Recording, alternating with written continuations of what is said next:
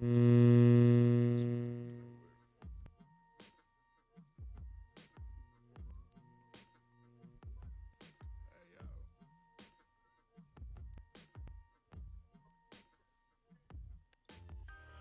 down 285, summer nights, cruising, life's ills plague my mind, but I got dreams I'm pursuing. First class flights, you can catch me chilling in Abu Dhabi, but it's crazy how this started as a vision and a hobby. Look, you could always find some peace in what you do, so don't you fool around. Another day, some other rules. I don't get anything off it. Round and round we go. Round and round we show some pain and all we hold some This for the brothers up north, getting full of that Jack Mac, loaded Lux Force. We got a youngin' that back smack, there's hunger at his core. You know the demons attack that, but he's heard it all before. So them haters he laughs at.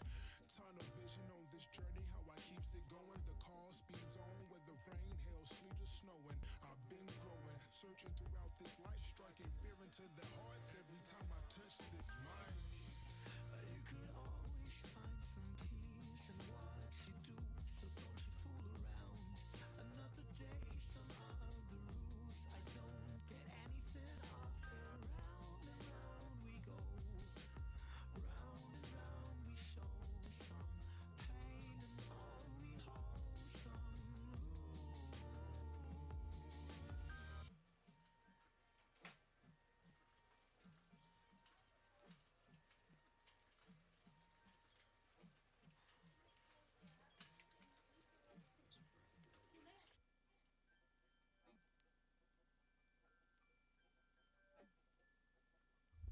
Summer nights in the Batmobile, cruising, oozing the confidence of somebody that's been through it, and bruising the ego of these young bucks that claim they do it. Now prove it and show me that the dream is for you, kid. You could always find some peace in what you do, so don't you fool around. Another day, some other rules. I don't get anything off it. Round and round we go. Round and round we show some pain and all we hold some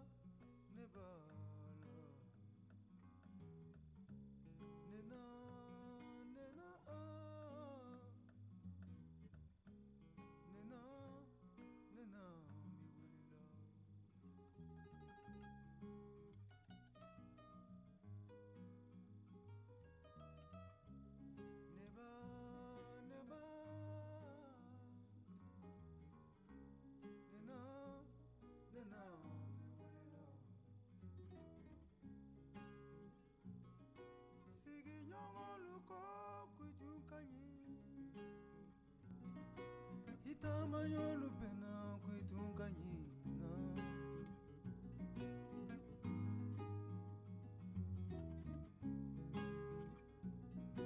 kundigilalo ko kuitunganyi musoni tunganyi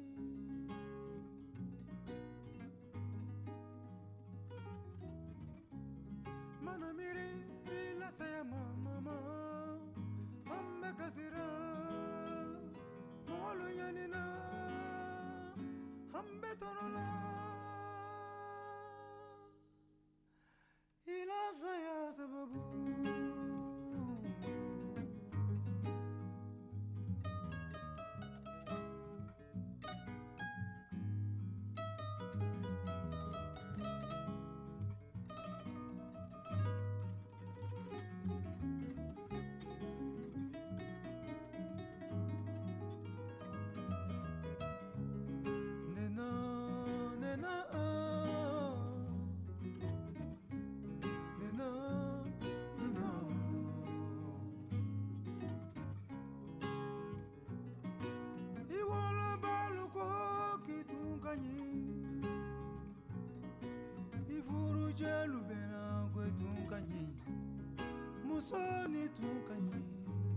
musoni tunganyi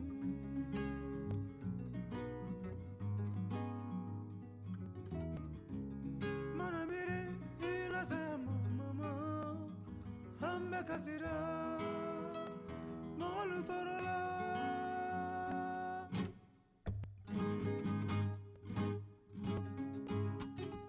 ala manamifo sigatura alamana mifo ulebeke masamana kiti kokoro ulebekene chontise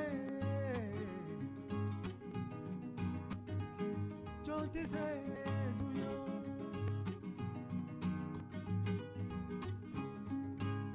neba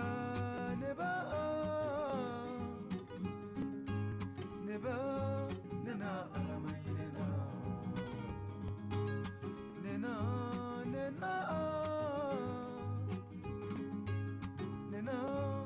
neba alamayinena halamana mifa ulebekene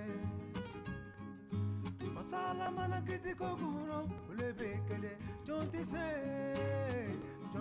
goche nalate ambe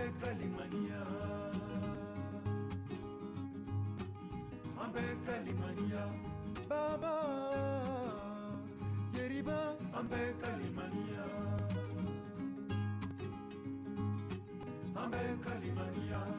seidu fatu ambe kalimania isa ambe kalimania diriza mama ambe kalimania alamana mifo uleketo alamana kiti kokoro uleketo de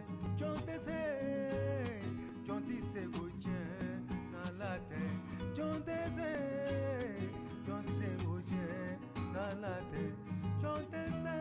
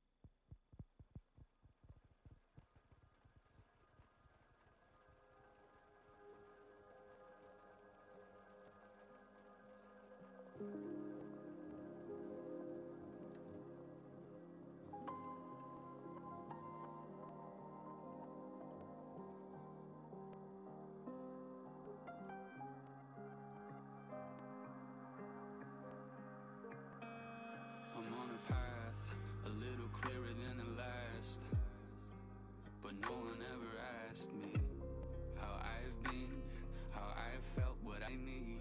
I'm stuck in stillness, in the feeling of realness. Got numb fingers, I really can't feel this. Got numb fingers, I really don't feel this. The light shows me I'll come around. The night owes me a couple pounds. I run a grind, I'm right lonely. I settle down, I'm right lonely. I am the beholder, cause I ain't ever told you. I get a rise from everything I've ever tried. In stillness I hide, in stillness I hide, hide, hide. In stillness I hide. When I'm alone, I get high, get grown. In stillness I hide, in stillness I hide, hide, hide. In stillness I hide, hide, hide. In stillness I hide. In stillness I hide. In stillness I hide.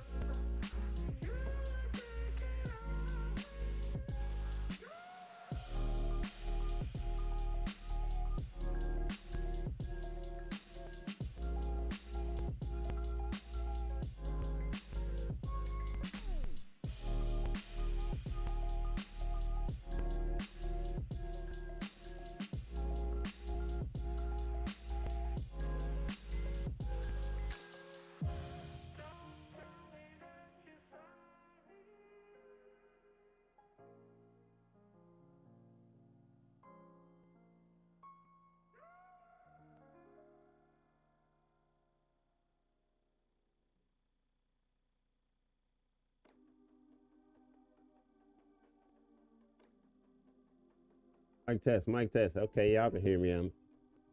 Well, it ain't none of y'all fucking business what I was doing. Nah, but what up, y'all? Welcome to the stream and shit. As you can get from the title and shit, what's going on? Today I want to stream an audio book of mine about Project MK Ultra. I personally haven't listened to it yet, but I have read up on a lot about Project MK Ultra and other mind control experiments that was done by our government. And so I figured, because I know the average person is not gonna read shit. Y'all don't read. Let's just be honest.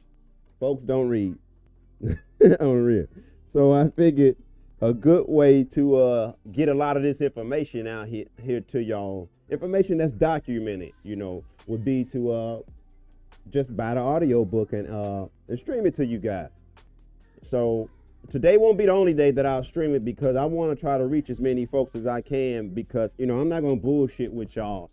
What I'm doing here on this platform, I'm not looking for all the likes, I'm not looking for all the follows, and I'm looking for my particular kind of people. And my particular kind of people, they understand first and foremost that information is everything. And so I want to make sure that I can get information out to as many people as I possibly can. So that's what we're going to be doing here for the near future, as well as a whole lot of other things. But yeah, so a few of the projects that we're going to go over are Project MK Ultra. I also have I want to get out to you guys Chaos, which Candace Owens had recommended, and it covers a little bit of MK Ultra, but it mostly covers a lot that had to do with Charles Manson and Helter Skelter and that whole situation that I know a lot of us who weren't alive back in those days, we might be misinformed about a lot of details and shit. So without further ado, but I do got to let y'all know, I might not participate as much in this stream because I have my 8-month-old son with me, and he's very spoiled. He loves his daddy. Yeah. Unlike most of the stereotypes that go on, black fathers do exist. All black fathers don't abandon their kids and all that other horse shit that y'all pass around on the internet and shit that I get so tired of. But I don't ever even really waste my breath to address that shit because, I like to focus on shit that I control for the most part. And shit, I give my opinion here and there, but for the most part, even my opinion is just a trolling opinion and shit. For the most part, at the end of the day, once I turn that camera off, once I turn this stream off, I don't give a fuck.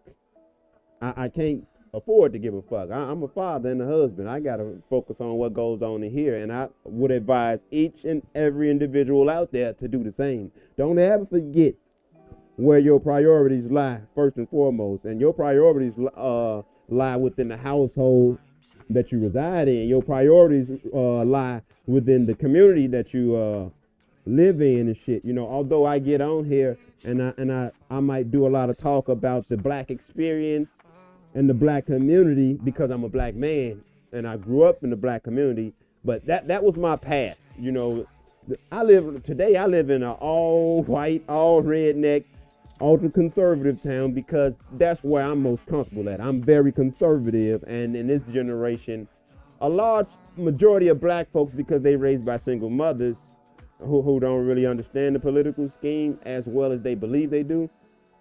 So a lot of liberalism, excuse me, I got to take my vitamin D. I got to take my medication. My words are slurring a little bit. But a lot of liberalism is nested and it festers in the black community today. So that's just not the place for me. Not to mention black on black crime, violence, poverty, everything else, that so many of my people, we trying to escape from, but I feel that we've gotten a little bit too comfortable in. But that's neither here and there. I'm not here to talk about the black community or the white community or anybody community. Today, we just going to listen to the facts. We're going to listen to the details so that we can be better prepared in our discussions moving forward. So without further ado, I give to you Project MK Ultra, the history of the CIA's controversial human experimentation program that I'm sure a lot of individuals had no idea about. And the only thing I can say is that I hope that even if you don't enjoy the stream, and even if you don't enjoy the audiobook, I hope that you leave this podcast experiment, because that's what we'll call it today. We're going to call it a podcast today, even though it's just me live streaming. I hope that you, at the very least, get informed from this podcast experience today. So without further ado, Project MK Ultra, American Rob, y'all enjoy yourselves. And I appreciate you guys being here with me today. Because I want to try to get this video, I want to try to get this information out to as many people as possible. Please, please, please. And I'm saying please, please, please hit that like button. Please hit that share button. Please, let's get this information to as many people as we can. I'm one of them people, I am so fucking tired of not being able to have rational conversations with uninformed people. I'm tired of trying to have real conversations with people who think that the information that I'm giving them is just conspiracy theory.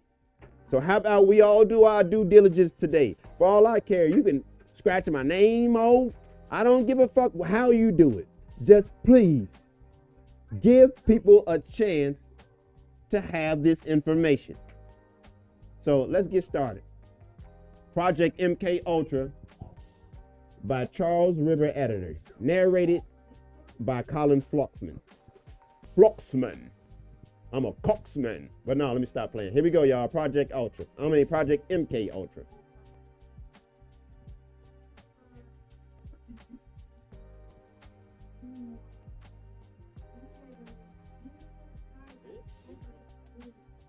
I'm going to go switch to a better view. I can't see the monitor from here because I'm blind as shit. So I got to go to my other desk to do that. And I'm going to mute my mic because I'm going to be dealing with my kid a lot. I got to piss. Yeah, I'm trying to tell him. Give me 1 minute, little guy. Introduction.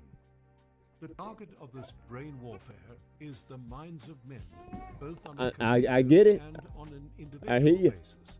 I hear you Its loud aim and is clear. to condition the mind so that it no longer reacts on a free will or rational basis, but responds to impulses implanted. The Soviets are now using brain perversion techniques as one of their main weapons in preempting the Cold War. Some of these techniques are so subtle and so abhorrent to our way of life that we have recoiled from facing up to them.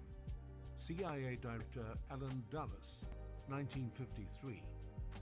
The medical trials at Nuremberg in 1947 deeply impressed upon the world that experimentation with unknowing human subjects is morally and legally unacceptable. The United States Military Tribunal established the Nuremberg Code as a standard against which to judge German scientists who experimented with human subjects. In defiance of this principle, military intelligence officials began surreptitiously testing chemical and biological materials, including LSD. U.S. Supreme Court Justice William Brennan. Since the early days of human warfare, which may date back to the Stone Age, combatants have sought to gain an advantage through the acquisition of secret information. With the growth of technology, a parallel advantage was sought through the application of numerous types of torture. In the 19th century, the concept of manipulation was added to military tactics in an attempt to influence the minds of assassins, double agents, and world leaders alike to act against their natures. Given the incredible advances in technology brought about by global warfare, the years immediately after World War II would bring about the most extensive formal study of the many procedures by which this effect could be accomplished. In America, studies drawn from enemy experts from the recent war introduced mass testing into the general population and further diminished the oversight through sanctioned government research, particularly the military. Under threat from world powers, real or imagined, the greatest abuse of psychology ever known in the West would be led by a legion of medical officials riding a wave of paranoia. Stopping it was unthinkably unpatriotic, and keeping its abuses hidden was a matter of cooperation at every level of government. The push to develop torture and manipulation techniques was driven by an exaggerated fear propagated by the American military and national press of mind control.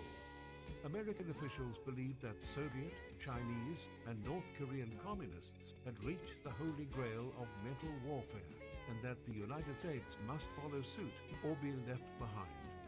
In time, the transformation of brainwashing from a system of coercive propaganda to a secret program of human enslavement reflected cultural demands placed on the idea by the Korean War and was preceded by interest in electromagnetics. To the embarrassment of many Americans, 5,000 of the 7,200 American POWs in North Korea signed confessions and petitions to end the war.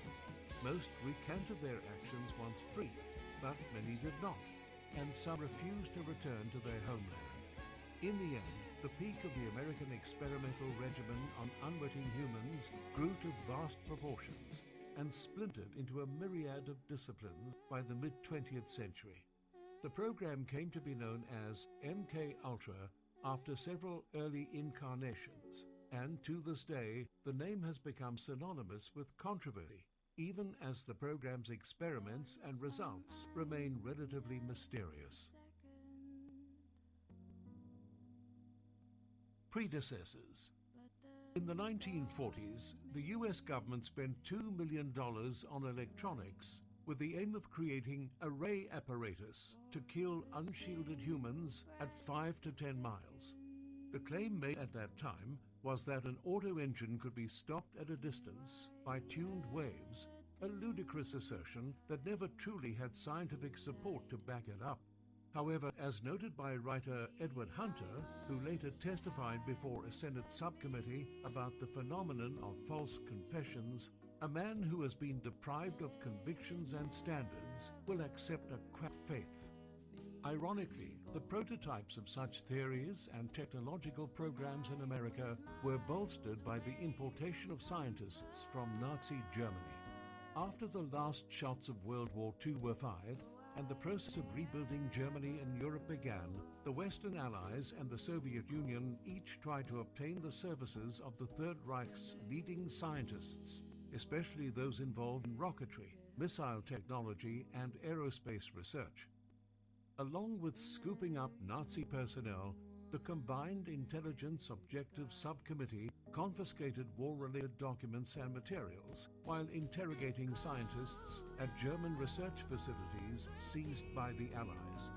The Ossenberg List, a catalogue of scientists and engineers who had worked for the Third Reich, was discovered in a toilet at Bonn University. Overnight, men with doctorates were liberated from KP duty.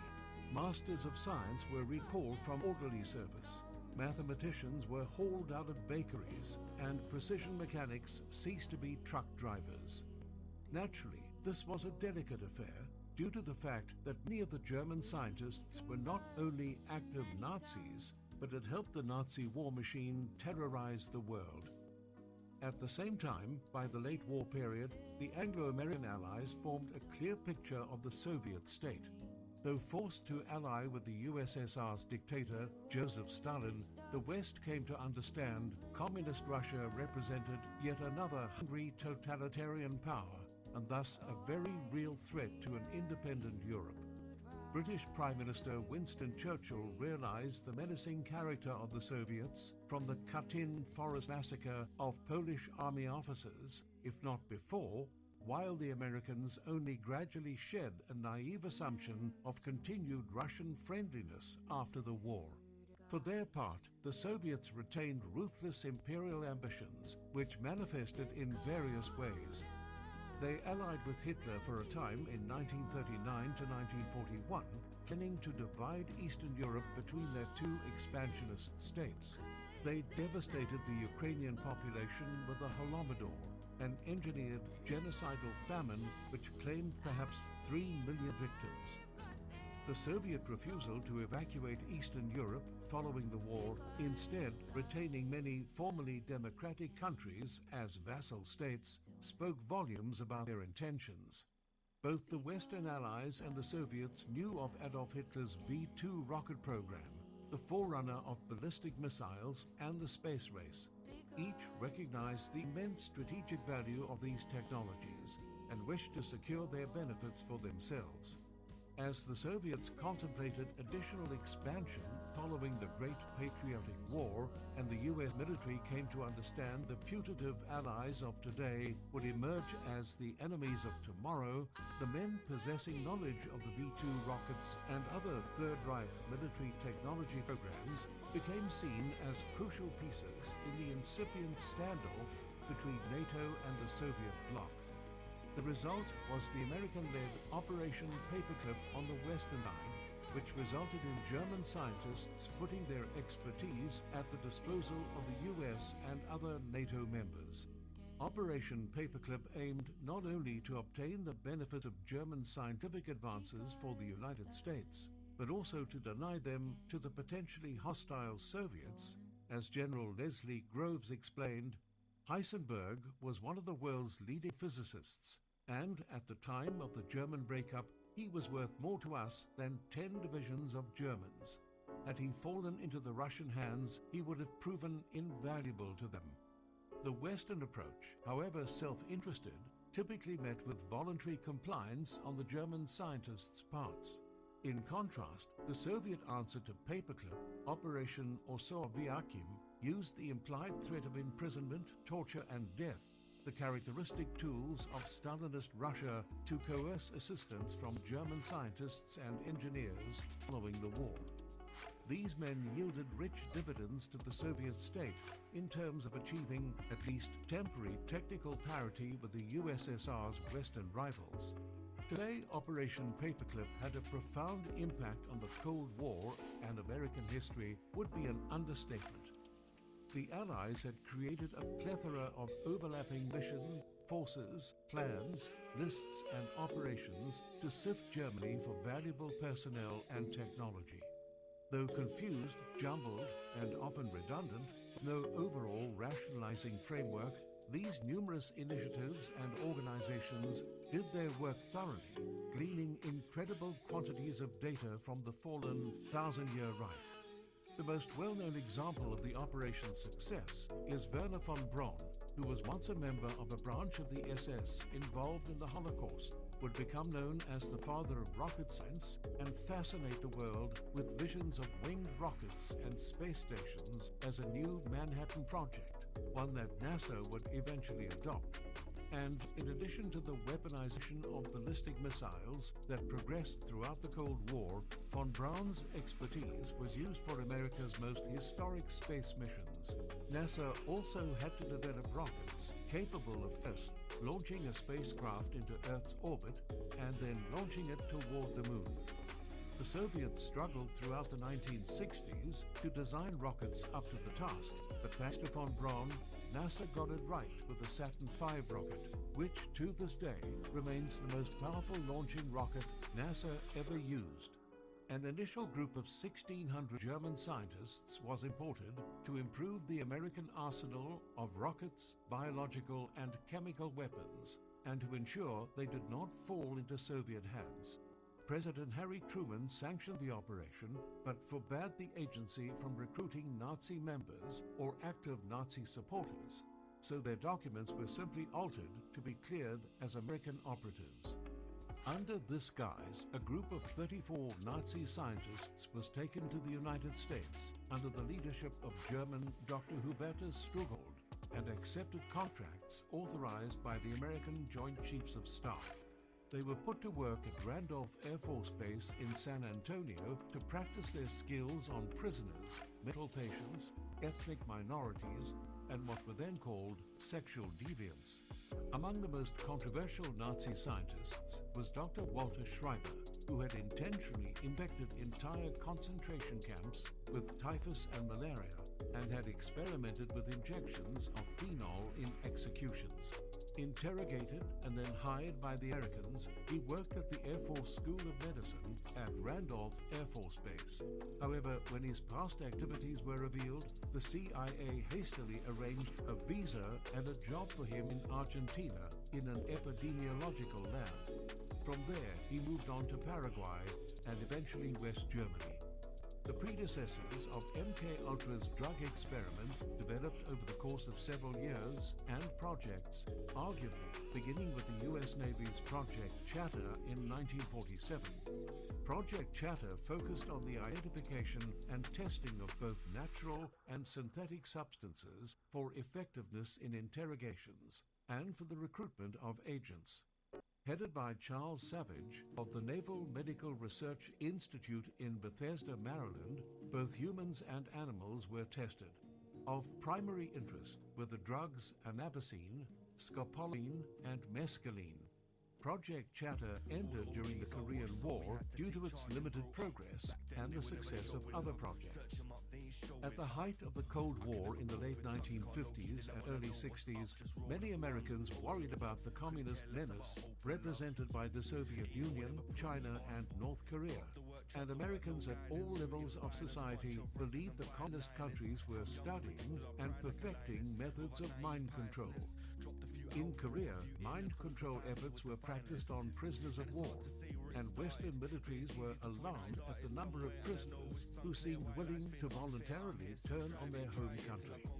Recent history was discarded, and the urge to suppress individuals' liberty for national security became the norm. It had been the US that devised the Nuremberg Codes that forbade all testing without consent, but at the same time, the government had refused to sign on to it.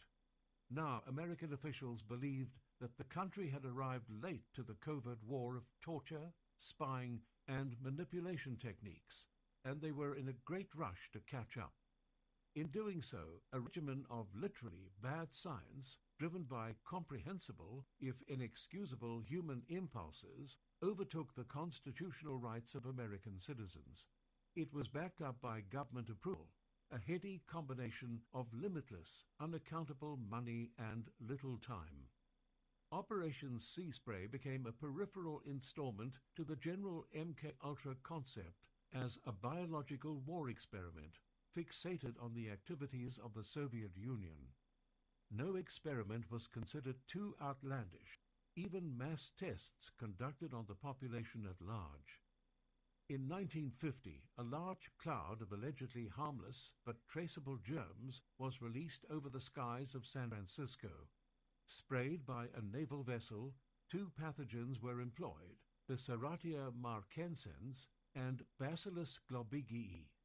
Spraying was continuous from September the 20th to the 27th, and monitoring equipment in 43 locations around the city led to an estimation that each of the 800,000 residents could have ingested 5,000 particles.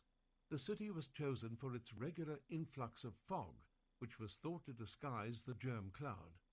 For 6 days, as the bacteria-laden vapor was poured over the city, 11 people were checked into Stanford Hospital, with one eventually dying. Incredibly, Operation Sea Spray may have been less outlandish than an even more covert national effort by the US Army to test secret bacterial agents, with the general population as guinea pigs. Known loosely as Operation Bacterium, various cities across the country were used as an open-air lab, including New York City, Key West, Panama City, and various locations in Alaska and Pennsylvania. Some of the tests were performed on military bases, while others took place in airports, turnpikes, bus stations, and subways. Light bulbs were filled with the pathogens and dropped onto subway platforms. Airports were sprayed by covert agents walking through the corridors with briefcases spewing the bacteria. In the end, biological weaponry was judged to be the superior agent to chemical. The Operation Bacterium report concluded, ounce for ounce, biological weapons are potentially more dangerous than chemical. In 1951, a team of CIA scientists flew to Tokyo and oversaw an operation in which 4 Japanese operatives from the war were taken to a secret location and injected with various depressants and stimulants. The Japanese agents had worked for the infamous Unit 731, responsible for many of the Japanese atrocities committed during the war. They confessed to working for the Soviets as well. After all that could be learned from them had been obtained, the 4 were taken into the harbor, shot, and dumped overboard. However, not all members of Unit 731 were punished. Among the eventual 10,000 scientists smuggled into the US after the war, many were from Unit 731, and their studies were co-opted by the Americans. To facilitate this process, Chinese accounts of Japanese atrocities were dismissed as communist propaganda, so various members of Unit 731 were allowed to go free. Among those brought to the US was Shiro Ishii, Unit 731's head. The Japanese microbiologist was given immunity from prosecution and upon his arrival in the US went to Maryland to offer advice on bioweapons. The beginning. The name MK Ultra served as an intentionally oblique cryptogram sponsored by the CIA's Office of Technical Service. The designation of Ultra had been employed during World War II as a designation of the most secret classification of military projects. Some sources claim that MK was a reference to the German words Mensch Control. The use of propaganda to turn enemy prisoners of war against their home countries was hardly new to the 20th century. But American authorities became so alarmed about POWs during the Korean War that some who returned after vocally denouncing their home country were experimented on to determine why they did so. Around the same time, U.S. Air Force and Marine flyers testified publicly that they had been ordered to drop biological weapons on China and North Korea.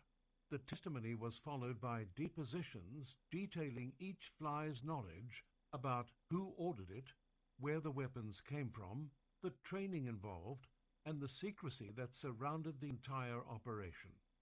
The unprecedented degree of compliance and collaboration among POWs and some of the soldiers alarmed the Pentagon and CIA officials. In tandem with these developments, the Cold War rivalry produced numerous breakthrough technologies out of an unhealthy spirit of one-upmanship, and the CIA sought to utilize technology along with a cadre of sleeper agents stationed throughout the world to conduct assassinations. Legislation had banned the U.S. government from participating in assassinations, so it would be done off the books. CIA Director Allen Dulles, arguably the second most powerful man in the country, gave a speech before a gathering of Princeton alumni on April 10, 1953. The Korean War had almost ended, and the New York Times had recently published an article on converted POWs at the hands of communist brainwashers. The agency charged with handling POW confession cases drew stronger by the day, and in his speech, Dulles cited the battle for men's minds and a new form of brain warfare. He described theoretical Soviet techniques as effective but abhorrent and nefarious. Dulles further claimed that experimentation against the will of a subject was antithetical to American values. We in the West are somewhat handicapped in brain warfare because there are few survivors, and we have no human guinea pigs to try these extraordinary techniques. Dulles's speech conveniently omitted the fact that the CIA was already overseeing experiments on human guinea pigs at secret sites in France, Germany, and South Korea.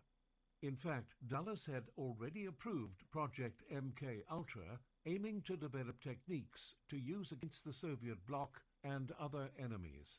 To do so, the project aimed to control human behavior with drugs and other psychological manipulations. At the same time, the speech hinted at what was going on behind the scenes. Dulles openly praised the science behind hypnosis as a great American asset. As an example, he offered an anecdote proving the susceptibility of any individual under communist influence by analogizing them to a phonograph playing a disc put on its spindle by an outside genius under which it has no control. The thought of brainwashing both terrified and fascinated the American public in the 1950s, albeit mostly from the standpoint of science fiction. The Manchurian Candidate, authored by Richard Condon, centered around a programmable involuntary assassin agent and was published late in the decade. The Naked Lunch by William S. Burroughs was published as a group of espionage vignettes and meant to be read in any order. Both were based on themes of unhinged scientists and vast political conspiracies.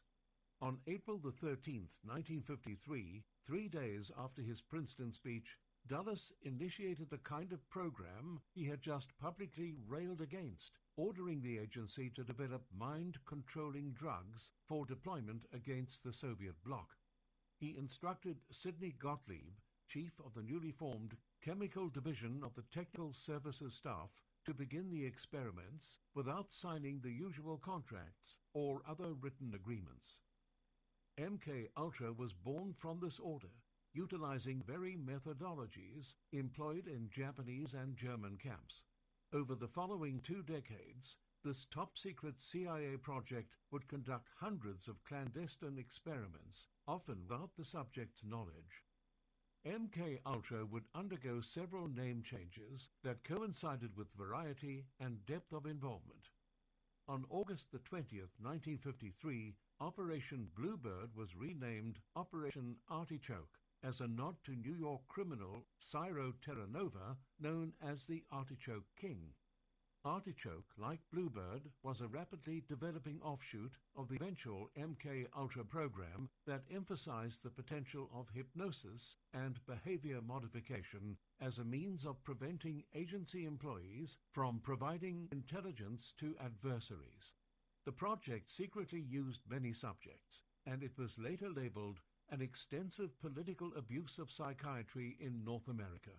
The work was systemic and organized and involved many leading psychiatrists and medical schools.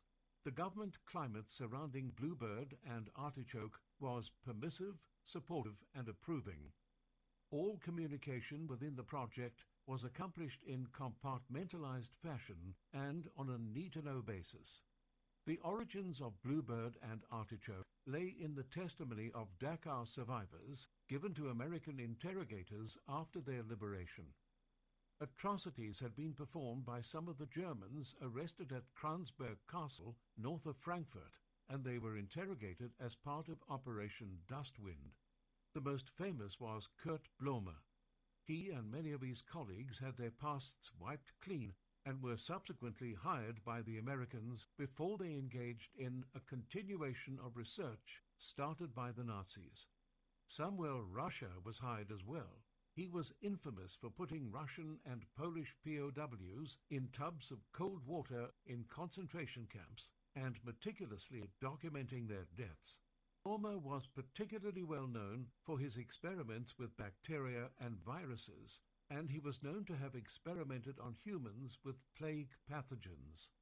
1 year prior to this work, a memo asked the question whether the memory and personality of a subject could be wiped clean in preparation for a new agenda. Viral warfare was included with the caveat that not all viruses have to be lethal.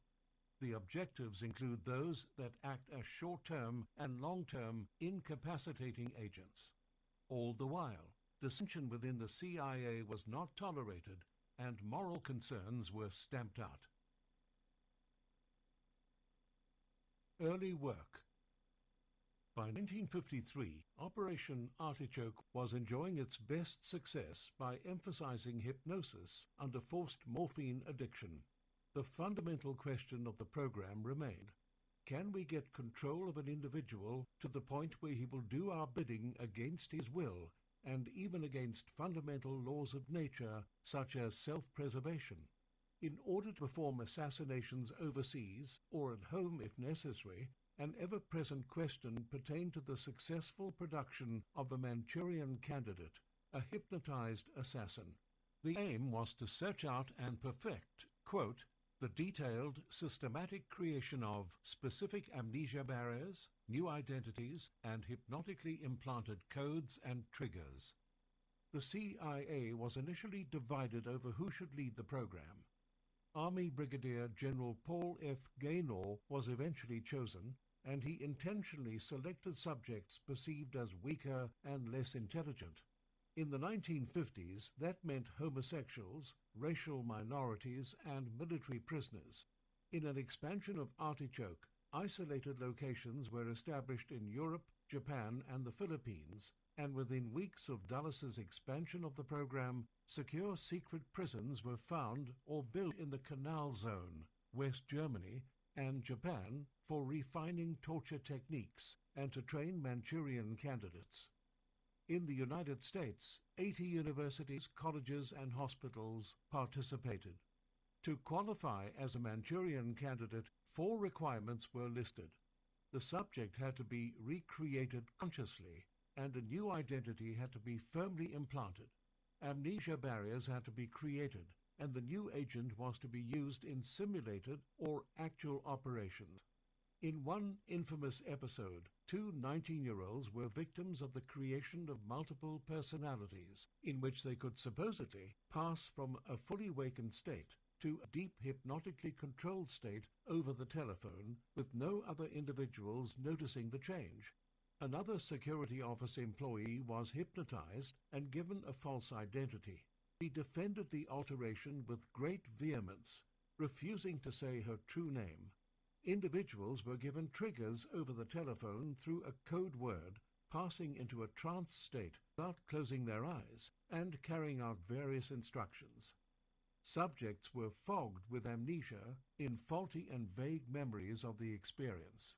In another instance, a Miss Blank was given a gun despite having already expressed a fear of firearms. She was instructed to use any method available to awaken a second Miss Blank from a deep hypnotic sleep. The subject fired an unloaded gun at the second subject. Once awake, she refused to touch the gun in an absolute denial that she had ever fired the weapon. Contrary to some belief, Artichoke was not merely folded into the larger MK Ultra project, but also continued as an autonomous project for 2 more decades. Artichoke and all corresponding programs were both official and confidential, and it was quietly mentioned between presidents and agency heads, including requests for forgiveness. However, the average Joe did not know about them. With that said, Bluebird and Artichoke were at least administratively rolled into MK Ultra, and a proliferation of sub-projects emerged, eventually totaling nearly 150 projects in all. Sub-project number 23 tested the effects of certain drugs on the central nervous system of terminally ill cancer patients. Sub-project number 87 worked on the purification of extremely high-potency allergies. The ability of delivering various psychochemicals to non-psychotic humans was the emphasis of sub-project number 40. In 1954, Sub-Project 54 initiated operations under the auspices of the U.S. Navy. Codenamed Perfect Concussion, the experiments centered on suboral, below-the-ear frequency blasts to erase memory. The CIA later claimed that the program was never carried out, which critics have charged was merely a common deflection. The elimination of memory was believed to be a necessary first step in the process of finding a Manchurian candidate, and replacing that void with a newly crafted agency agenda was the second, turning seemingly normal men and women into real Manchurian candidates as unwitting assassins.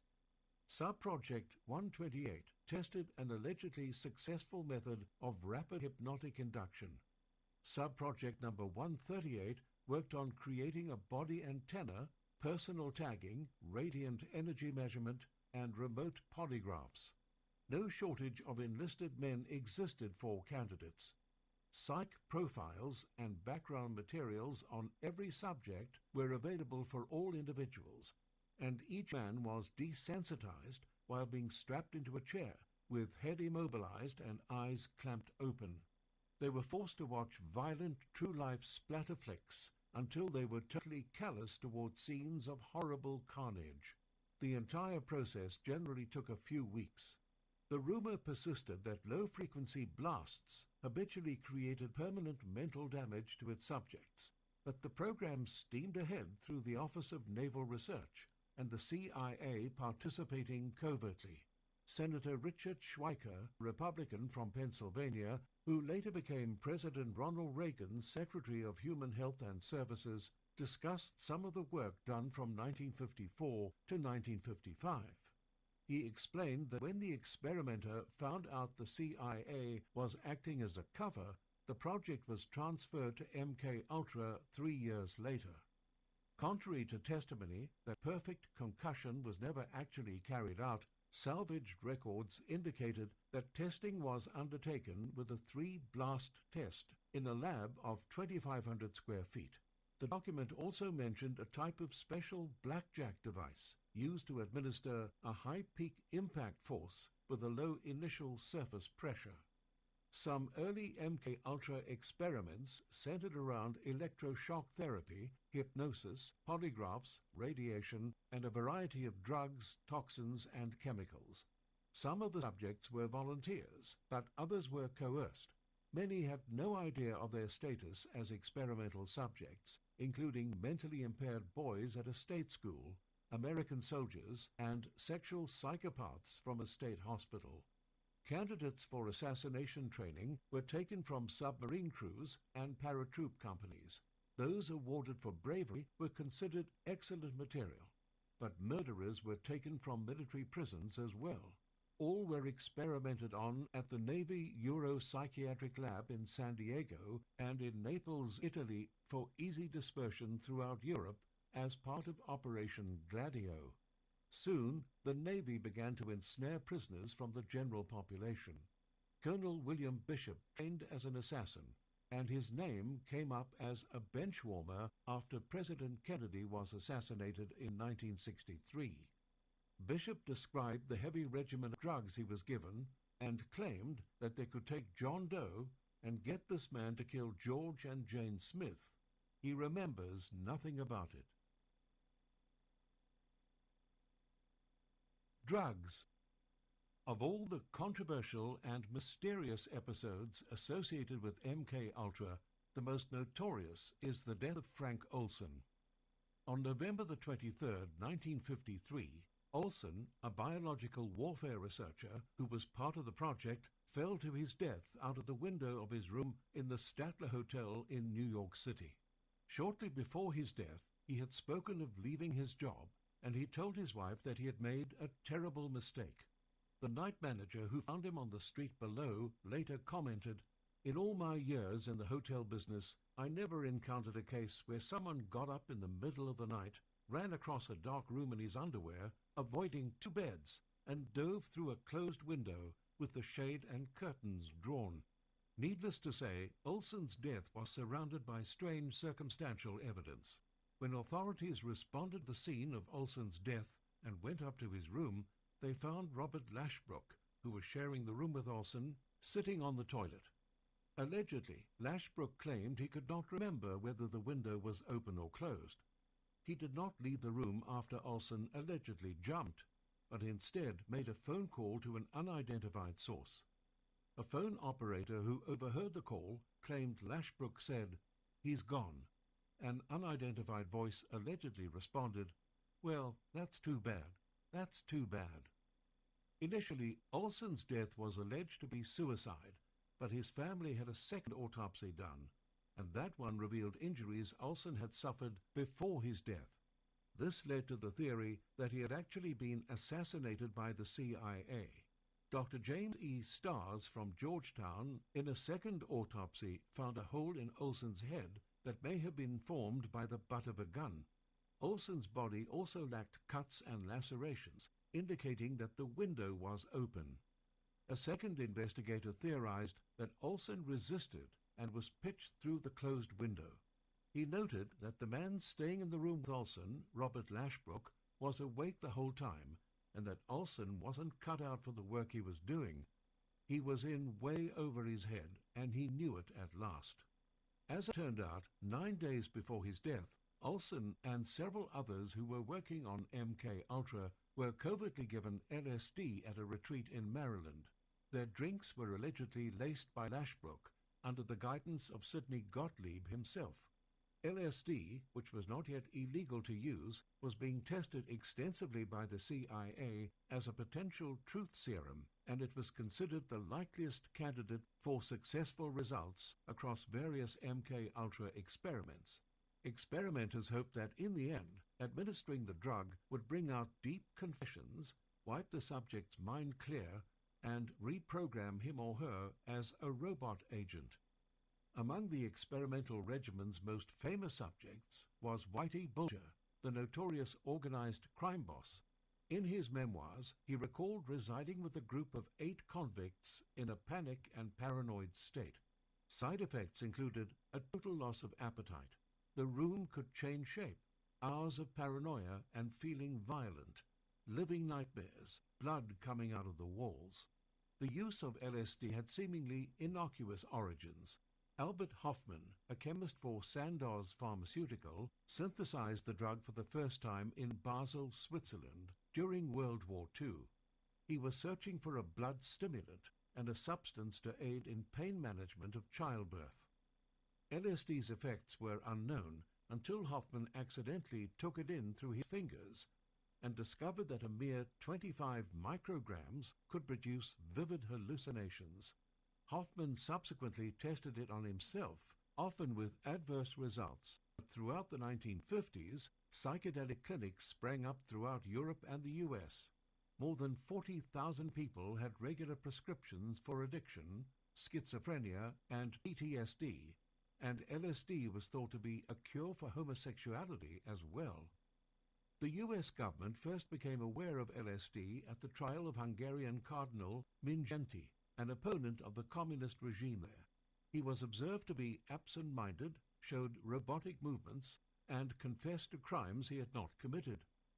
In response, $25 million was given to the CIA's Office of Technical Service to study human response to drugs and environmental conditions that could manipulate individuals to perform behaviors against their will. While the drug was being further popularized by psychologist Timothy Leary and poet Allen Ginsberg, the military viewed LSD as a potential chemical weapon capable of rendering whole groups of people, including military forces, indifferent to their surroundings, interfere with planning and judgment, creating apprehension, uncontrollable confusion, and terror. Naturally, the man behind the LSD experiments for the CIA was the chemist who served as MK Ultra's head. Gottlieb was born in 1918 in New York City, the son of Hungarian Jewish immigrants, and he was eager to serve the war effort, but he could not do so due to a club foot and a severe stammer. He was recruited instead for secret U.S. research in chemical warfare. Gottlieb's parents were Orthodox Jews, but Gottlieb took an interest in agnosticism and Zen Buddhism in his youth. He graduated magna cum laude in chemistry from the University of Wisconsin, followed by a doctorate from California Institute of Technology. By the time he became the leader of MK Ultra, Gottlieb believed that the agency could harness LSD's mind-altering properties for brainwashing and psychological torture in both foreign and domestic enemies. It was Gottlieb who brought the widespread use of LSD to America, and by the middle of the decade, he had attempted to arrange for the CIA to purchase the entire global supply of the drug. With that, the CIA set up a network of phony philanthropic foundations to fund university and college research. America's top education institutions were involved, including Harvard and Yale, the Research Center of Stanford University, and the Medical Institute at UCLA. Among schools participating, a few were Canadian. Private psychiatrists experimented on patients at the Royal Victoria Hospital in Montreal and also at McGill University. In one case, a group of survivors, including the wife of a member of the Canadian Parliament, sued the US government, and the case dragged on for 4 years. As one writer put it, the CIA had developed a reign of literally bad science, driven by comprehensible, if inexcusable, human impulses. Nevertheless, the belief persisted that the collateral damage was worth it to gain the key to global power. During the nearly 10 years in which the program fully operated, no one knew or wanted to know what they were doing. The breadth of the experimentation was limited only by the overseer's whims, and oversight was virtually non-existent. Early on, Gottlieb hired George Hunter White to administer and record results for a number of experiments. White was a journalist turned narc who was reportedly into the action as a thrill. A former captain in the army, he was also an officer in the Office of Strategic Services, the World War II intelligence agency that subsequently became the CIA. As such, it only made sense for him to moonlight as a CIA operative. White once headed a drug bust that arrested 30 members of a dangerous drug gang, the Hip Sing Tong, after a 2-year undercover operation. White also worked in Mexico, China, and the Middle East, in addition to the US, after being trained in a spy saboteur school. He was an ideal candidate for Gottlieb, brash and aggressive, and unconcerned about norms and rules. Indeed, he reportedly caught Gottlieb's attention due to his sociopathic nature. In terms of the degree of restraint to be used in the experimentation process, it soon became clear that White had virtually none. In the early stages of MKUltra, White lived in New York City under the alias of Morgan Hall. There he stalked, captured, drugged, and interrogated numerous subjects before reporting results to Gottlieb. His escapades in New York only came to an end after Olson's controversial death. Under the categorization of sub-project number 42, Gottlieb desired to restart White's experiments, but he was too well known in the East. After transferring him into the CIA, White was moved to California, and by this time, sex as an interrogation method had been added to the experiment list. A series of safe houses was turned into swanky apartments decorated with X-rated art and bugged with recording devices disguised as outlets for scientists operating behind two-way glass. For the scientists, it was the chance to watch real-life porn. According to later testimony, the safe houses turned into frat houses for spies, featuring 8 martini lunches. The houses were referred to as the pad. White personally hired and evaluated each of the sex workers. Remuneration for prostitutes was paid partly in chits, exchangeable for goods and services, and for protection from law enforcement, a type of get-out-of-jail card, freeing them from legal harassment. In early experiments, a prostitute would enter one of the safe houses with a customer and offer him a drink that had been spiked with White's choice of drug for that day. At first, prostitutes were instructed to make conversation with the men, but in terms of obtaining information, that approach was deemed a massive failure, mostly because the men were more focused on their immediate hormonal needs. After sex, the prostitute would ask the customer questions to see if anything would spill. White watched them through a two-way window, martini in hand. Ultimately, a mix of LSD and sex didn't work, so White tweaked the process. The prostitutes were instructed to spend time with each man and be as affectionate as possible before leaving. This had more of a desired effect, and after sex, the men were found to be more emotionally vulnerable. The CIA paid prostitutes $100 per customer. Most of these experiments took place in San Francisco and in New York City. They had little oversight, and along with White, agents admitted that on a daily basis, their work was done in a freewheeling, party-like atmosphere. White never fully revealed himself as the head of the experiments, and in subsequent investigations he demurred, claiming that he served as a very minor missionary, actually a heretic. I toiled wholeheartedly in the vineyards because it was fun. In a retrospective, Time magazine quoted a CIA staff member as asserting that the agency appeared to be experiencing its own form of madness. Regardless of the competing claims, it's clear the CIA's aim was to ascertain whether sex could be used as a type of diplomatic currency through encouraging men to speak without feeling guarded. Operatives acted as drug suppliers in the project, with resources taken directly from their own publicized drug busts. In a breakdown of professionalism, the sex experiments spilled out of the safe houses, and White began to take his work home with him. Various friends and acquaintances were invited to dinner at his residence, with his wife present. They were served unknown drugs with their meals, and those who proved uncooperative ended up in mental hospitals with bad LSD trips. Not entirely fulfilled, White spent his free time on the town, drugging anonymous people surreptitiously. At some point, others who were keeping records at the CIA realized that he was spending an enormous amount of money, and White was eventually forced to shut down the program. Needless to say, paying prostitutes with taxpayer money was not a good look. White began to suffer from a series of depressive episodes, most likely from his habitual rampant alcoholism. He had tried every drug available in his own agency, and despite claiming to feel no effect from LSD, his sense of reality eroded. After 12 years of forced drugging and sex experiments, he added virtually nothing of value to national security. All in all, White worked with the Federal Bureau of Narcotics for 31 years. At his death, his wife left his papers to a local community college in the San Francisco area, making an investigation easy. When researchers and the government investigators finally appeared, what they found was described as being like Christmas. Gottlieb wrote a memo in 1958 listing all the ways in which a myriad of promising drugs could be used. This extended the possibilities well past interrogation into disinformation, the induction of temporary insanity, and public humiliation of political opponents.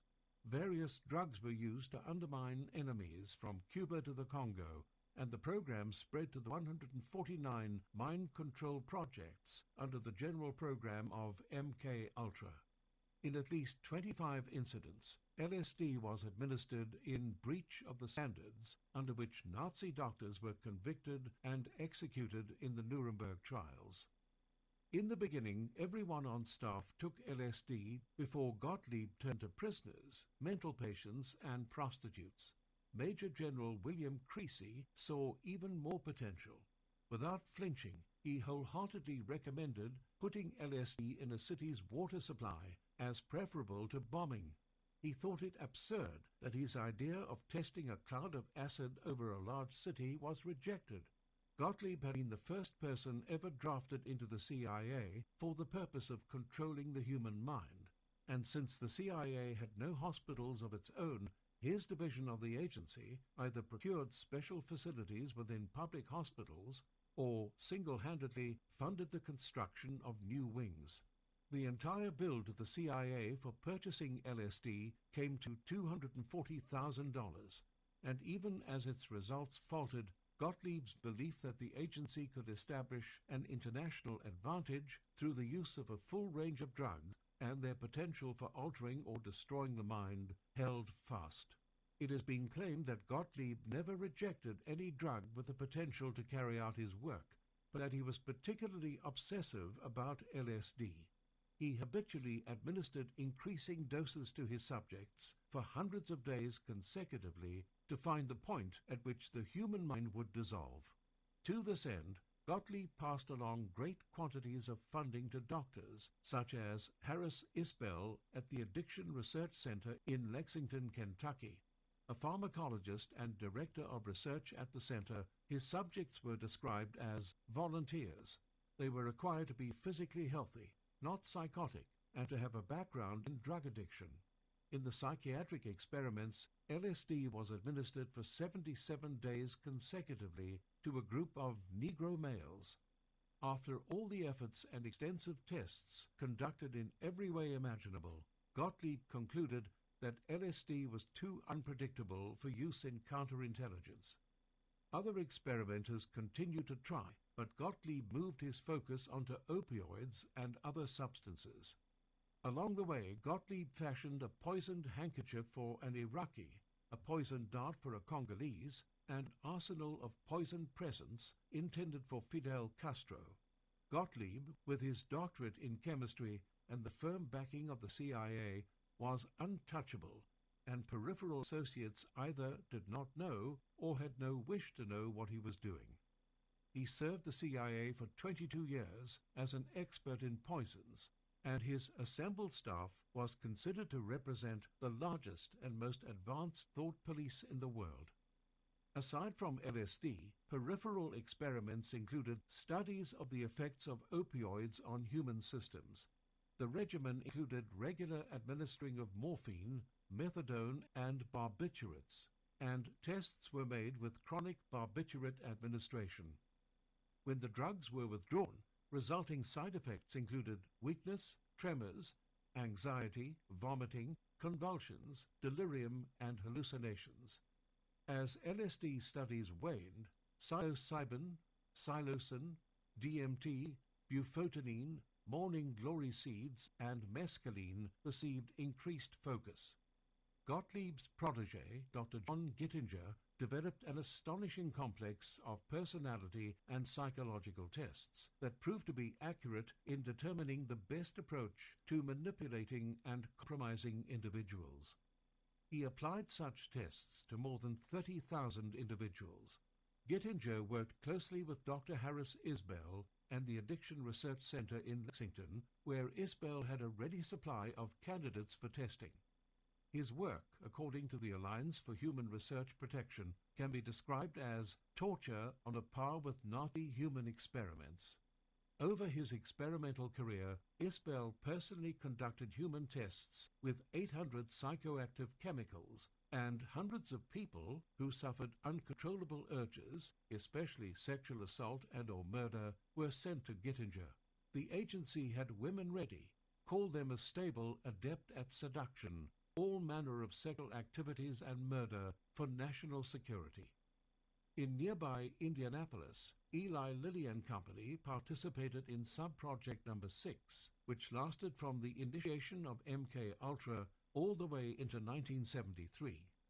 Its aim was to develop a reliable resource of LSD within the United States and assist in the search for natural hypnotic products. Other kinds of experiments. Between 1957 and 1964, Dr. Ewan Cameron was one of the preeminent names attached to MK-Ultra. A psychiatrist from Bridge of Allan, Scotland, he worked his way up at the University of Glasgow before coming to Johns Hopkins in Baltimore. Following his stint with the hospital and university, he became the lead psychiatrist at Albany Hospital. Cameron became an American citizen during World War II, but he spent 21 years working at McGill University in Canada. During his life, he was respected and adored, beloved for the softness of his personality. It was only later that his true activities were uncovered. This brainwashing genius has been described as an exceptionally powerful, willful, rational, and malevolent human agent. Cameron's brainwashing work was done in plain sight, and he apparently began with an earnest and desperate attempt to cure schizophrenia, and was likely well-intentioned.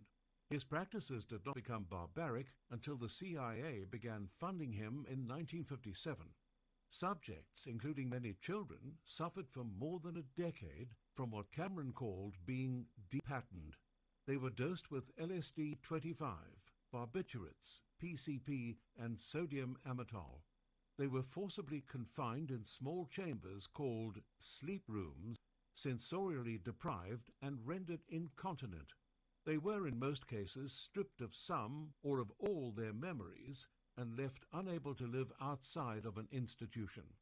The funding from the CIA was the final temptation, the extreme limit for a scientist who now had a chance to pursue... The psyche was not for Cameron an entity to be psychoanalyzed.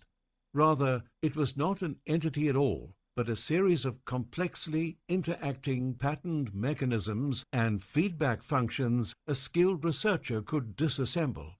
Cameron headed up sub-project number 68, a CIA regimen of mind control experiments in both the US and Canada, and he commuted between the two countries each week. His Canadian lab was the McGill University Allen Memorial Institute, and his program was informally referred to as the Montreal Experiments. For Cameron's US facility, MK-Ultra funded construction of the Gorman Annex at Georgetown University for $1.25 million. Part of the space was set aside for the CIA and its staff of biochemists, all undercover. Few knew what the Gorman Annex's function was at all. During the 7-year period, Cameron conducted blatantly unethical and inhumane experiments there, as he had at the Bandon mental hospitals during the 1930s. He is now infamous for overutilizing coma therapies. As a regular regimen, he put patients into a comatose state for up to 5 hours each day, often for 50 or more consecutive days. Cameron described his process in 2 phases. First, it was necessary to reduce a subject to a vegetative state through electroconvulsive shock, drug-induced sleep, and sensory isolation, until the ability to function mentally or physically was lost. At that point, psychic driving was begun. This involved hundreds of hours of loop tapes through earphones, special helmets, or large speakers, especially in the later years. His program produced doctors skilled in the right procedures for removing a subject's memories. Among the most successful cases was a woman who could retrieve no memories from her birth to the time of her treatment. Not only did she not know her husband, but had no idea what one was. Cameron's experiments generally left patients in a childlike mental state. So successful were his experiments that his procedures were employed again at Guantanamo. A schedule of drugs forced on subjects led to a state of illogical thinking and impulsiveness, to the point where the recipient would be discredited in public. The most successful mode of ingestion came in the form of a knockout pill that could be surreptitiously administered in drinks, food, through cigarettes, or as an aerosol. The mix of drugs and hypnosis resulted in many patients forgetting how to talk, forgetting their parents, and thinking that their interrogators were their parents. Cameron's obituary was generous, with effusive fondness and the trumpeting of his credentials. It was reported that he was concerned with the well-being of men everywhere. Female patients fell in love with him by the droves and with the loveliness of his personality. In the 30 years since, that reputation has been dashed, and he is now more commonly described as maniacal, notoriously cold, and that monster. In 1961, an extensive study was undertaken of the effects of radiation on children and ignorant civilians. The study involved Harvard Medical School, the Massachusetts General Hospital, and the Boston University School of Medicine. The institutions administered radioactive iodine to a large group of disabled children at the Wrentham State School. At the Fernald School, members of the MIT staff gave radioactive materials to mentally handicapped students by adding it to their food. Saul Krugman and his staff of the New York University Medical School injected severely disabled children with a hepatitis virus at Willowbrook State School, funded by both Army Research and Development Command. A CIA memo was revealed years later by the Church Committee that listed 3 covert techniques to conduct attacks with poison on crops. Added to that was the description of a bioweapon that can fire poison, frozen into a needle shape, which can cause a heart attack or cancer in the target. Minor forms of mind control took place from the early 60s. Subliminal advertising was discovered, with brief shots of products inserted into alternate information and piped-in music at stores. Project Monarch evolved out of MK Ultra sub-projects, such as Spellbinder, to create robotic assassins. It was Spellbinder that brought the first 10,000 German and Japanese scientists to the US. Monarch operated on 6 levels: Alpha, to improve memory retention; Sexual Programming, to eliminate moral values and remove inhibitions; Deadly Force Programming, for special agents and military elites; Theta, Psychic Programming, through various mind control systems, brain implants, and telemetry devices; Omega, Code Green, a self-destruct program to commit suicide if the agent believes he is being forced to give up too much information; and Gamma, a situation in which the agent's senses are triggered by an opportunity for misinformation and deception. The CIA also funded a secret mind control facility in Vacaville, California, and Dr. Carl Pribram of the Neuropsychology Research Laboratory led the lab. He was quoted as saying, "I could educate a child by putting an electrode in the lateral hypothalamus and then selecting the situation at which I stimulate it." As this suggests, the CIA and the military conducted at least 100 behavior modification experiments involving children over the decades. The question of what to do with the subjects after the testing persisted. At first, killing them was discussed, but the agency doubted that they could keep it secret for long. In the end, all child subjects received a frontal lobotomy when no longer useful. A Yale University professor named Dr. Jose Manuel Rodriguez Delgado ran a long series of experiments as an expert in electrode insertion with a mix of drugs directly injected into the brain. As professor of psychiatry, he invented his own devices and experimented on animals as well. In one impressive demonstration, he inserted an electrode into the brain of a bull. If one button was pushed, he charged, but when the other button was pushed, he immediately halted. Delgado transferred this ability to change brain commands instantly to humans. A video still exists of a 16-year-old girl in which he violently changed her emotional responses with the same push of a button. He easily induced rage or calm, confusing her verbal and mental capacities until she was even uncertain about her gender.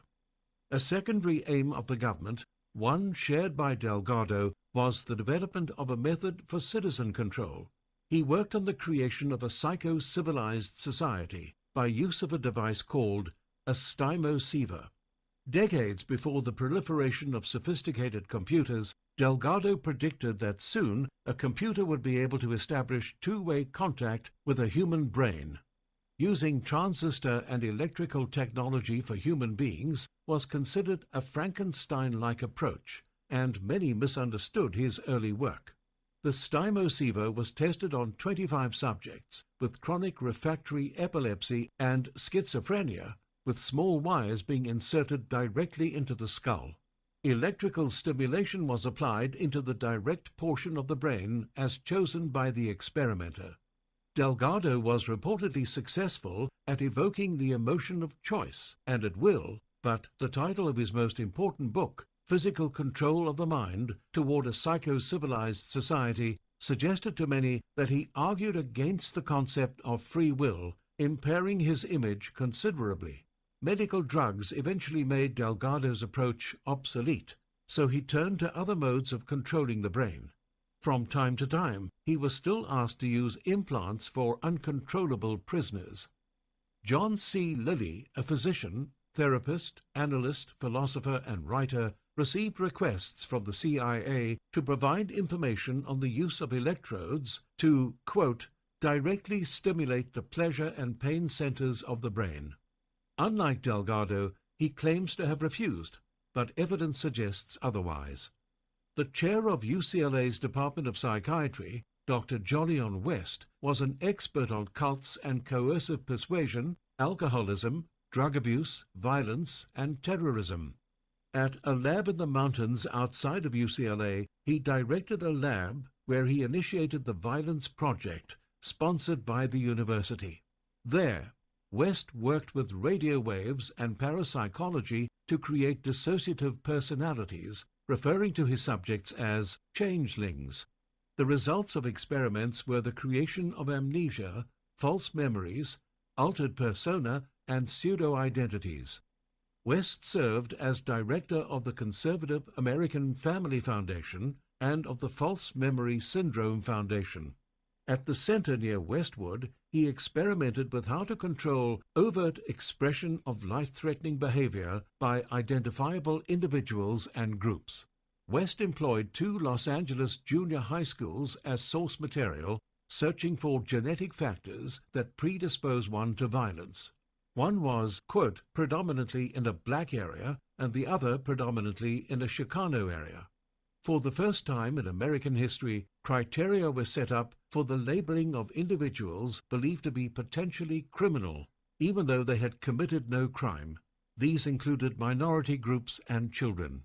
Dr. Philip J. Hiltz claims to have witnessed some of West's experiments on children, including one execution which caused him to forever reject the death penalty.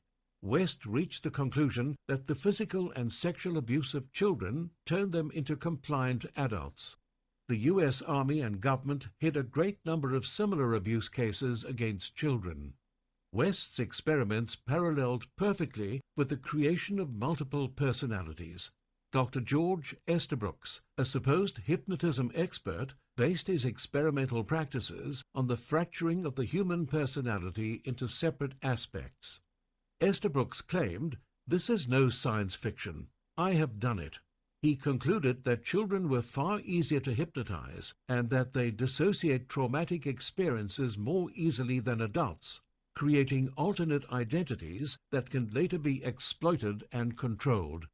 Today, Estabrooks is known for being the first doctor from the MK Ultra program to publicly acknowledge the attempt to create Manchurian candidates. Estabrooks has been called the granddaddy of hypnosis in warfare and the father of the Manchurian candidate.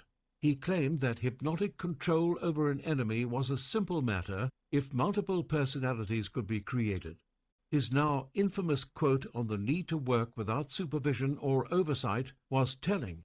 Quote, "Because of the demands of war, the hand of the military must not be tied by any silly prejudices in the minds of the general public. War is the end of all law."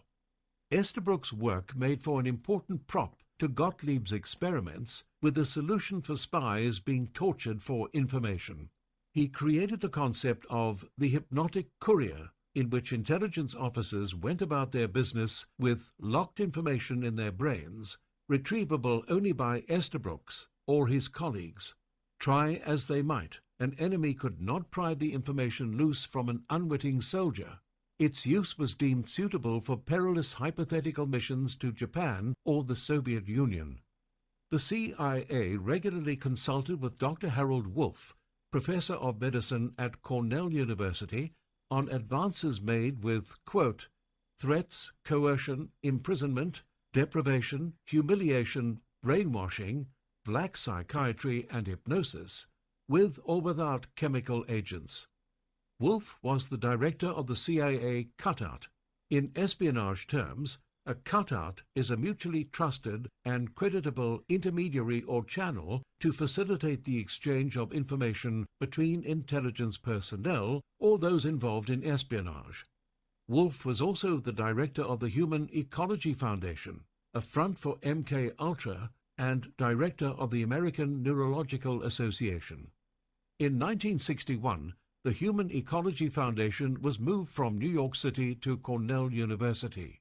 Experiments were widened to include sexual pleasure and pain. Psychiatrist Raymond Prince, a former British-Nigerian colonist, traveled to Nigeria with human ecology funding to undertake, quote, "transcultural psychological studies." He later believed that the funding was offered so that he could bring foreign nationals into the CIA. His further assignment was to collect psychocultural data on cultures and countries of interest to the CIA for psychological warfare purposes. Among the leading experts on hypnosis was Dr. Martin Orne, who, along with Jolyon West of UCLA, famously killed an elephant with LSD at the Oklahoma City Zoo. He performed one experiment in Australia called Antisocial Behavior and Hypnosis.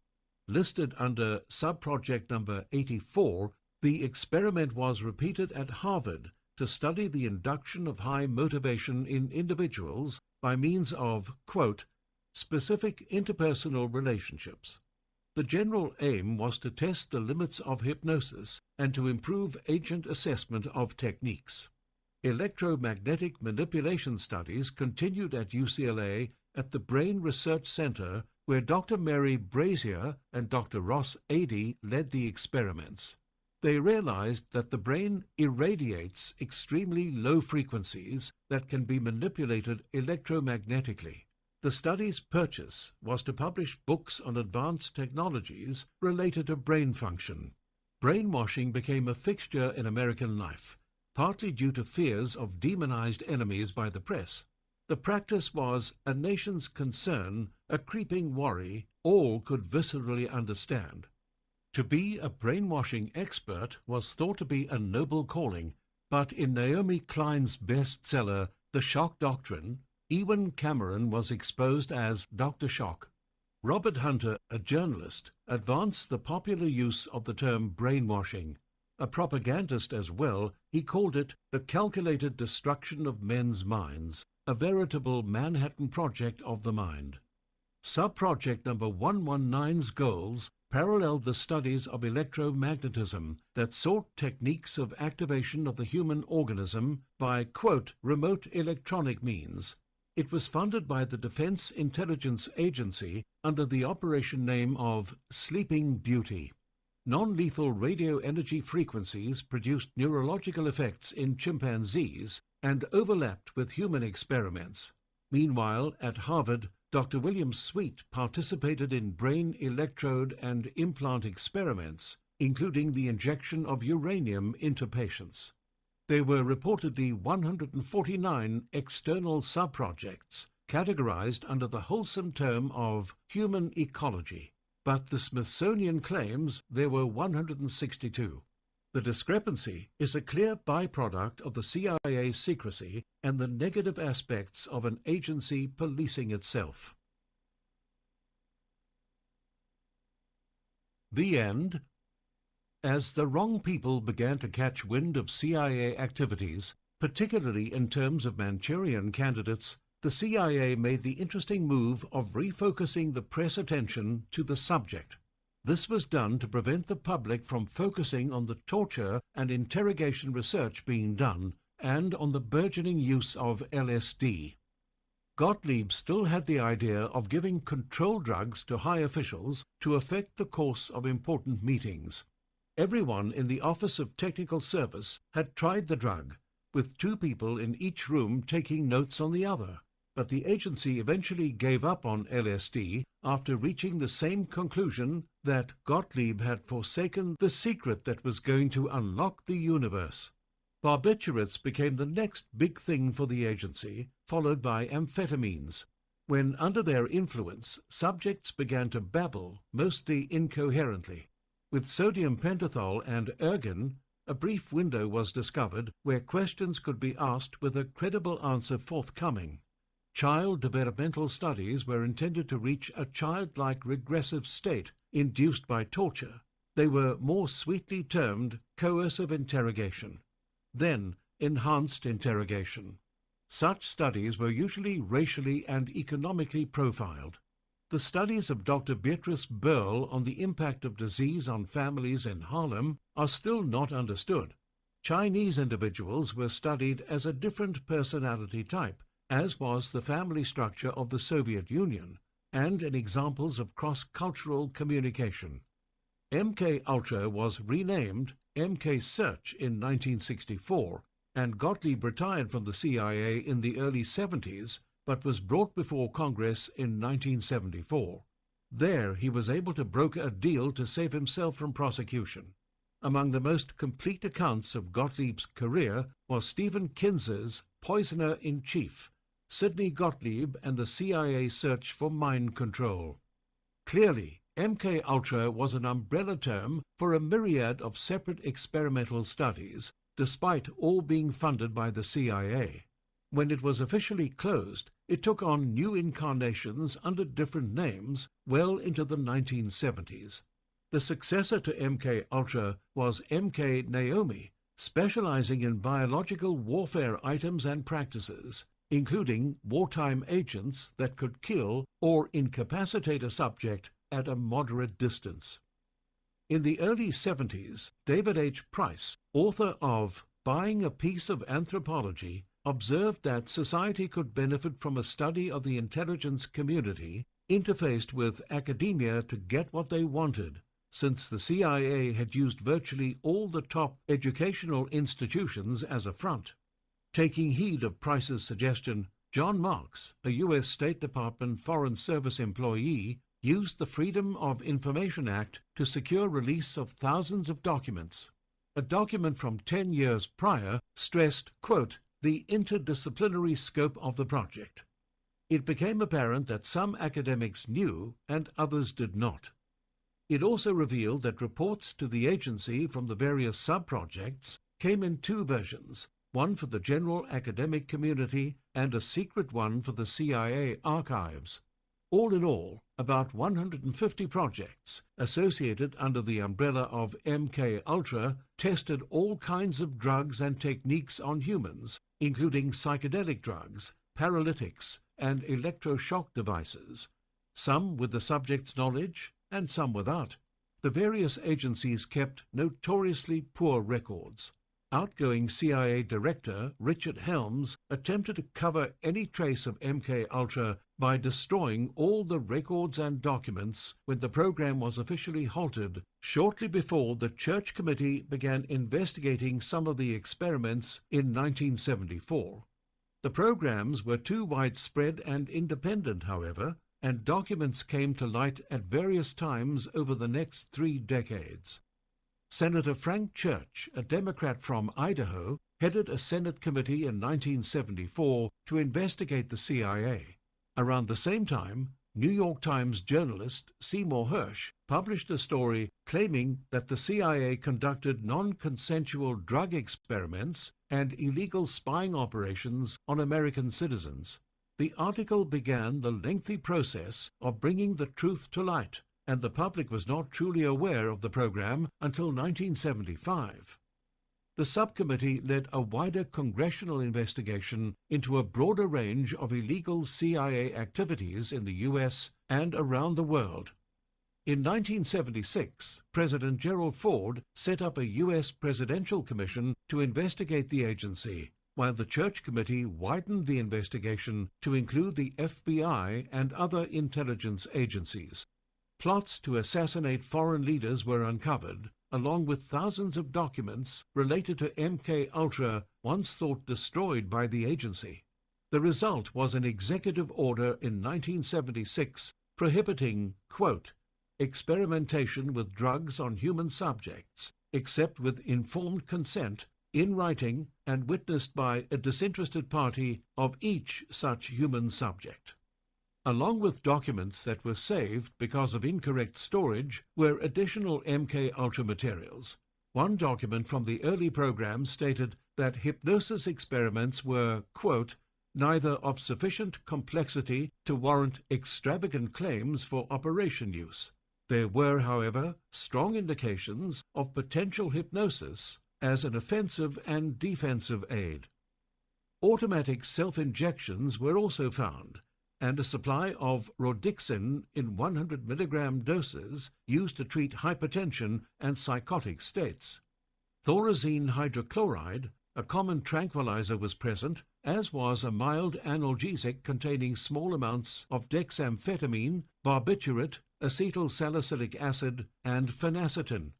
Anti-Parkinson drugs included hyoscine, artane, theforin, panpirit, bella bulgara, Rebalon, and Vinabel.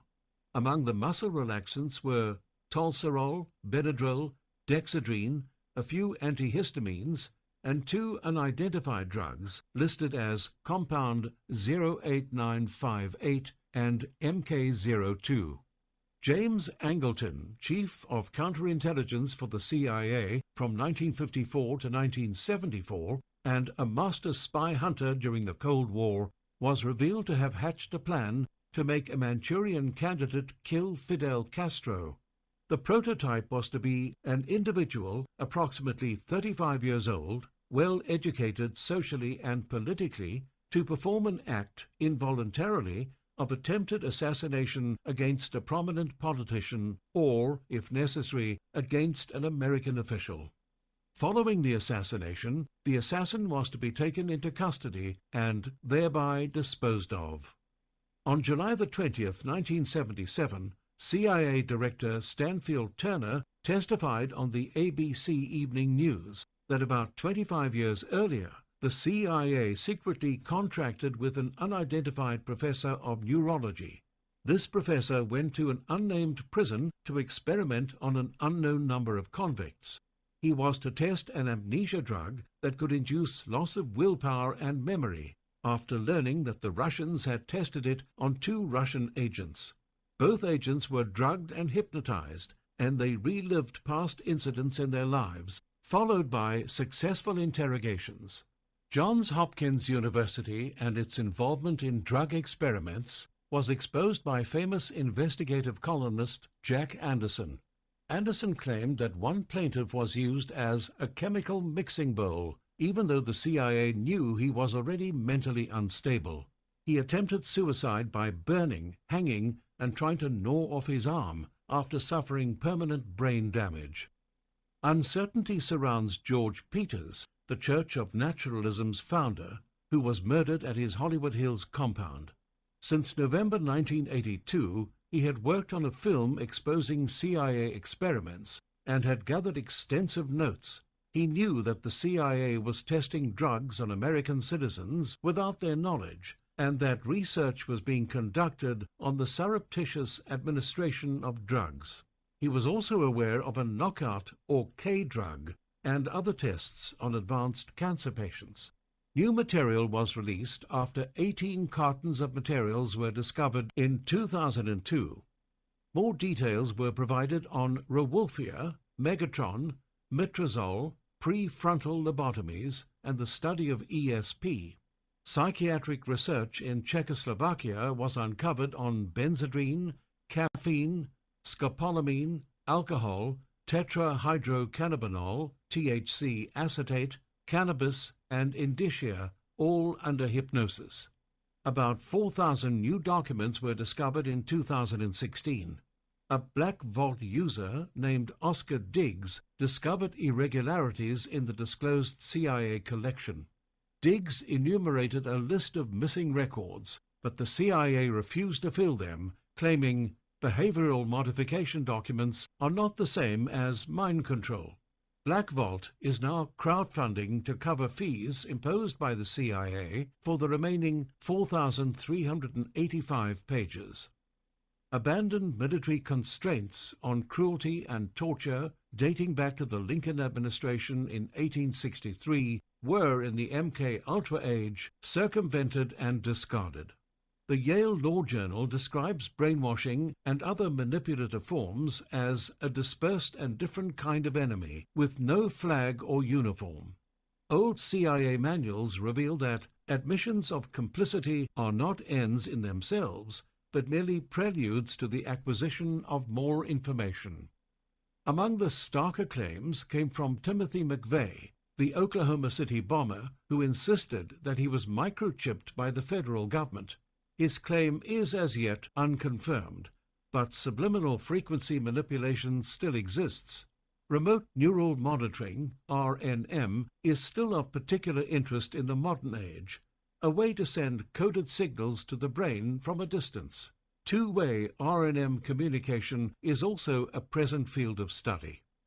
Dr. Eldon Bird, a CIA scientist, worked for the Naval Surface Weapons Office on various methods of riot control, clandestine operations, hostage removal with electromagnetic devices long after MK Ultra was closed.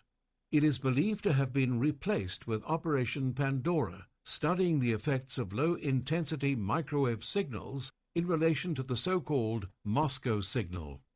Holdovers from the MK Ultra years include MK Chickwit, a program to identify new advances in Asian and European drug experimentation. Project Satan resided 18 floors beneath the Plattsburgh Air Force Base in northeast New York. Its closure date is unclear, but the strange program conducted trauma-based experiments using perceived satanic colors, use of the occult, and common satanic symbols. Racist ideologies were drummed into child subjects there for an unknown reason. Once closed in its early incarnations, MK Ultra took on new identities under a host of new names well into the 1970s. The successor to MK Ultra was MK Naomi, specializing in biological warfare items and practices, including wartime agents that could kill or incapacitate a subject at a moderate distance. No evidence points to the U.S. currently experimenting with neurotechnology for national security purposes, but the military remains committed to advancing the field and is still the primary funder of various scientific research and experimentation funding, most notably engineering and computer science. The Army receives $55 million per year, while the Navy receives $34 million and the Air Force $24 million to pursue neuroscientific research.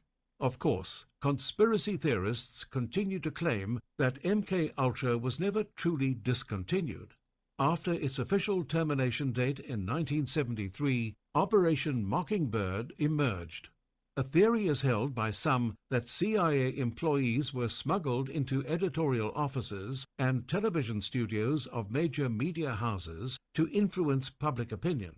One of the darkest chapters suspected of the operation speaks of prostitution rings for minors living under mind control, serving as sex slaves for powerful elites.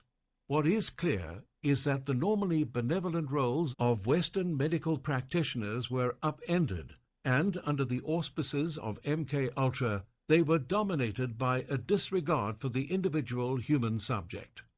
This was true in both the United States and Canada, where mental health professionals reached high positions with grisly or apathetic views of the human as an object of study. Among them was Canadian psychiatrist Dr. George Brock Chisholm, who claimed that only societally ingrained moral codes controlled human behavior, and that the psychiatric world should work to break them down. According to Chisholm, the reinterpretation and the eventual eradication of the concept of right and wrong are the belated objectives of nearly all psychotherapy. Ever a controversial speaker, Chisholm announced that in order to achieve one world government, it is necessary to remove from the minds of men their individualism, loyalty to their traditions, and national identifications.